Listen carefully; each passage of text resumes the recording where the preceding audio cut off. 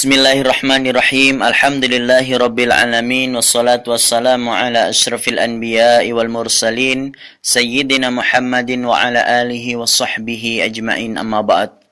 Teman-teman yang dirahmati Allah subhanahu wa ta'ala, alhamdulillah hari ini adalah pertemuan kedua kita dalam pelajaran fikih syafi'i lil mubtadi'in. Alhamdulillah, sebelum kita masuk ke bab yang baru, kita akan sedikit mengulangi pelajaran kemarin ya, tentang perkara-perkara yang mengharuskan seseorang berwudu. Di antaranya adalah sholat. Ketika seseorang ingin melaksanakan sholat, maka dia harus wudu terlebih dahulu. Kemudian yang kedua adalah tawaf mengelilingi Ka'bah, dan selanjutnya adalah menyentuh mushaf dan membawanya berdasarkan firman Allah Subhanahu wa taala, la yamassuhu illa al-mutahharun. Dan begitu juga kita belajar tentang tata cara wudu sebagaimana yang dicontohkan oleh sahabat Nabi Muhammad SAW, Utsman bin Affan, yaitu inilah yang dilihatnya dari baginda Nabi besar Muhammad SAW. Teman-teman yang dirahmati Allah Subhanahu wa taala, insyaallah hari ini kita akan masuk pada bab baru, yaitu tentang mashul khuffaini atau mengusap kedua sepatu.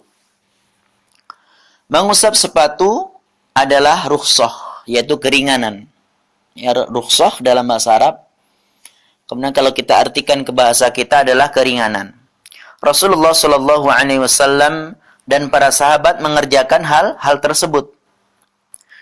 Apa gunanya? Gunanya yaitu untuk memudahkan umatnya ketika dalam keadaan safar maupun mukim.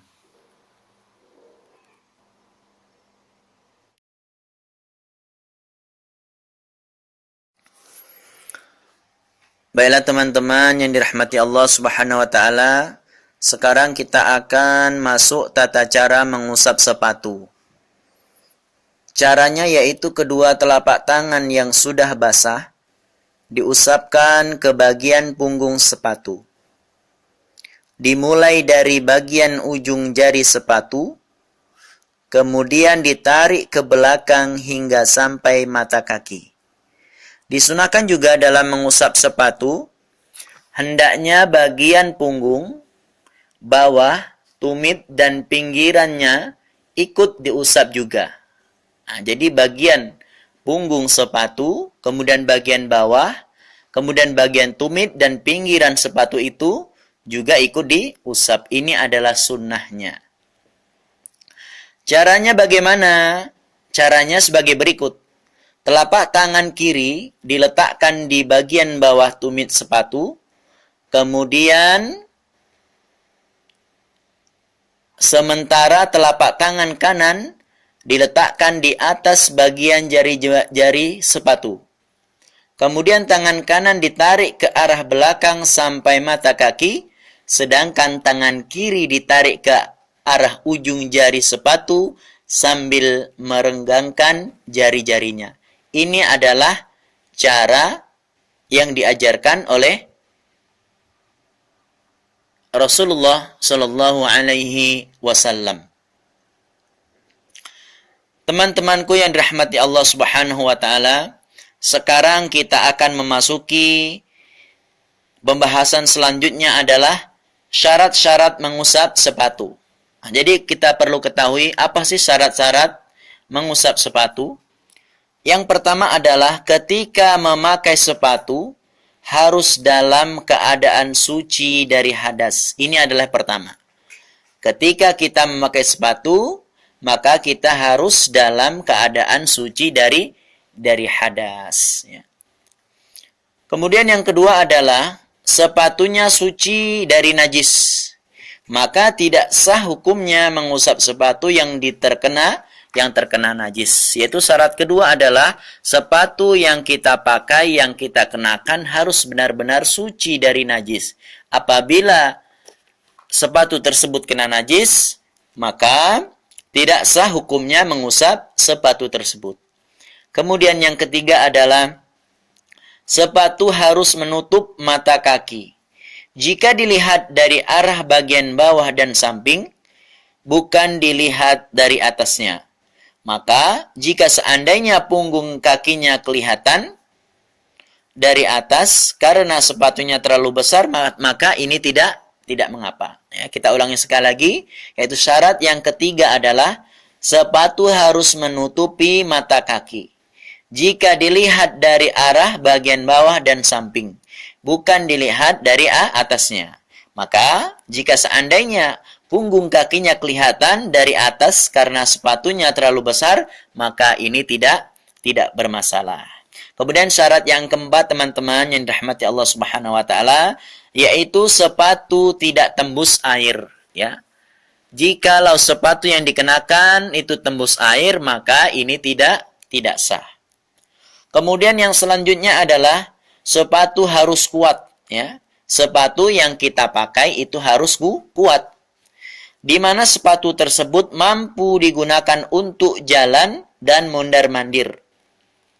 Sama saja hukumnya, apakah sepatu itu terbuat dari kulit, ya, baik sepatu itu terbuat dari kulit, kemudian kain tebal, kayu atau yang lainnya, maka hukumnya adalah sama saja.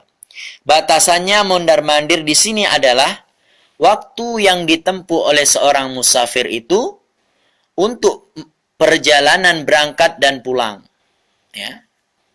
Sekali lagi kita ulangin, batasan mondar-mandir yang disebut di sini adalah waktu yang ditempuh oleh seorang musafir untuk perjalanan berangkat dan pulang, yaitu 3 hari dan 3 malam. Adapun untuk orang yang mukim selama sehari semalam saja. Ini adalah syarat yang kelima yang ditulis oleh musannif di buku ini. Kemudian syarat yang selanjutnya adalah syarat yang keenam, tidak memakai sepatu rangkap, ya, tidak memakai sepatu rangkap atau double, yaitu tidak boleh seseorang dalam sepatunya ada sepatu lainnya, baik sepatu itu layak diusap atau tidaklah layak. Nah, ketika seseorang memakai sepatu yang rangkap, maka ini tidak sah.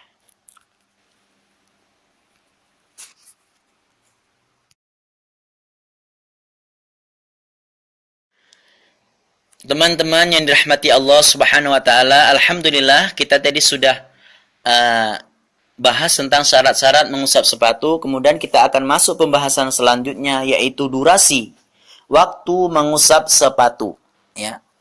Waktu yang dibolehkan seseorang untuk mengusap sepatunya sebagai ganti dari membasuh kakinya saat berwudu adalah yang pertama, 3 hari 3 malam untuk musafir, yaitu jarak safar yang diperbolehkan mengqashar salat, ya. Sekitar 16 farsakh kalau kita KM-kan, yaitu 88,7,4 km.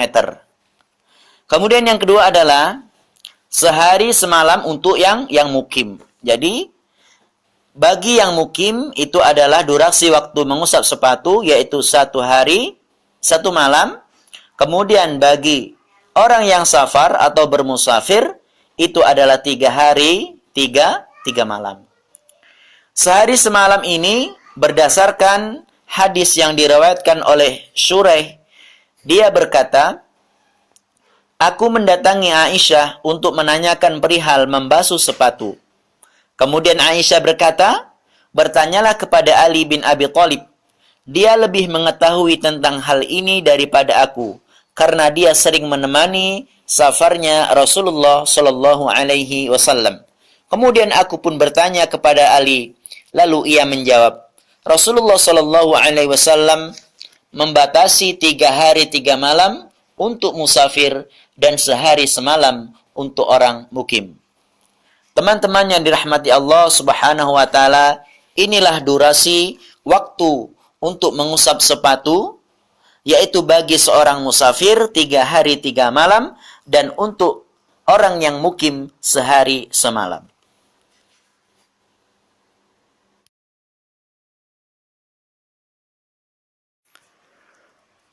Baiklah teman-teman yang dirahmati Allah Subhanahu wa taala.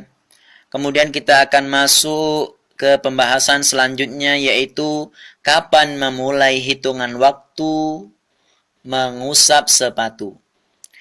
Pengarang menyebutkan di dalam buku ini, hitungan waktu mengusap sepatu dimulai dari hadas pertama kali setelah memakai sepatu.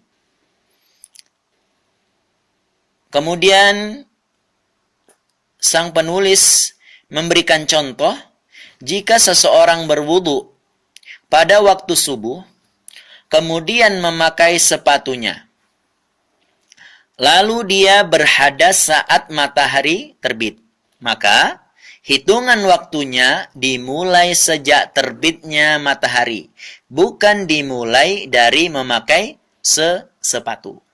Baiklah teman-teman yang dirahmati Allah Subhanahu wa taala, kemudian kita akan masuk ke pembahasan selanjutnya, yaitu hal-hal yang disunahkan ketika mengusap sepatu.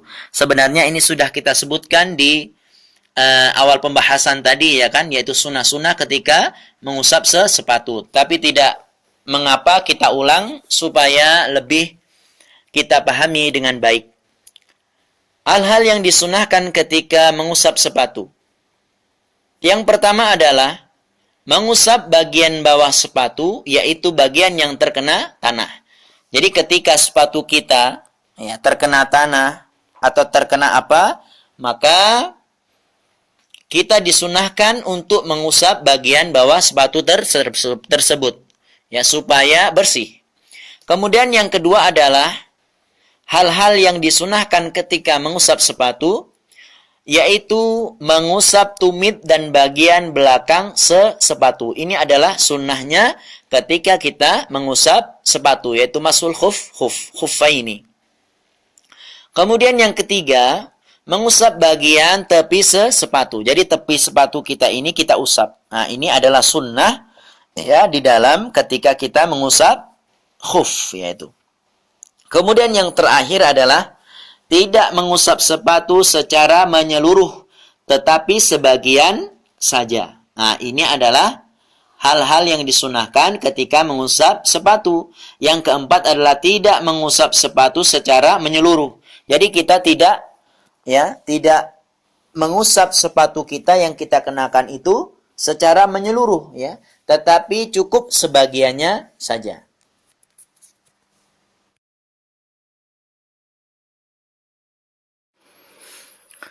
Teman-teman yang dirahmati Allah Subhanahu wa taala, kemudian yang selanjutnya adalah hal-hal yang dimakruhkan ketika mengusap sepatu. Yang pertama adalah membasuh sepatu. Kemudian yang kedua adalah mengulangi mengusap sepatu lebih dari sekali. Kenapa kedua hal ini dimakruhkan? Karena kedua-duanya dapat merusak sepatu yang kita pakai.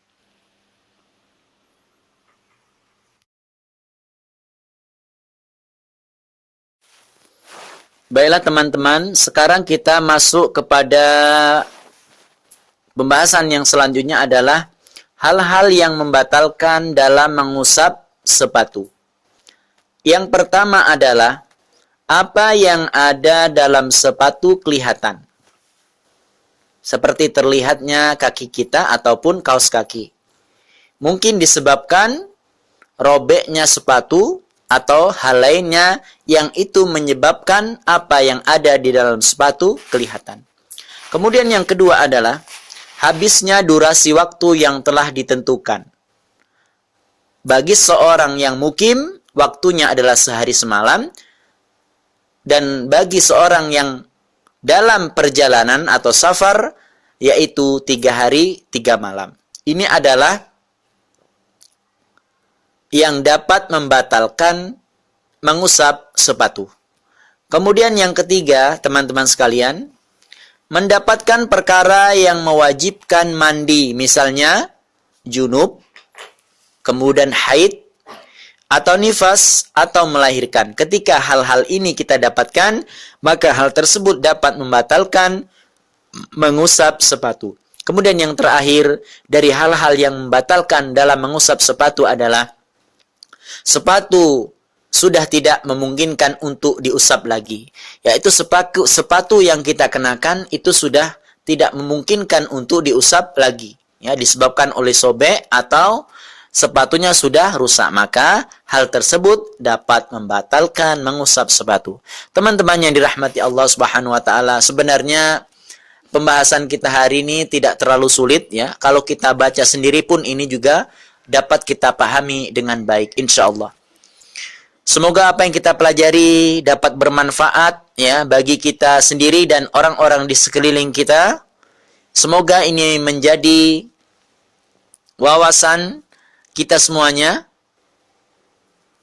tentang hal-hal yang berkaitan dengan yaitu mashul khuffaini. Mungkin kita cukupkan sampai sini. Semoga teman-teman sekalian benar-benar mempelajarinya dengan baik dan benar, dan jangan lupa kalian mempunyai kewajiban atas apa yang telah kita sampaikan, yaitu merangkum apa yang telah kalian pahami, kemudian dikumpulkan di grup yang khusus untuk mengumpulkan tugas. Akhirul kalam, billahi taufiq wal hidayah, wassalamualaikum warahmatullahi wabarakatuh.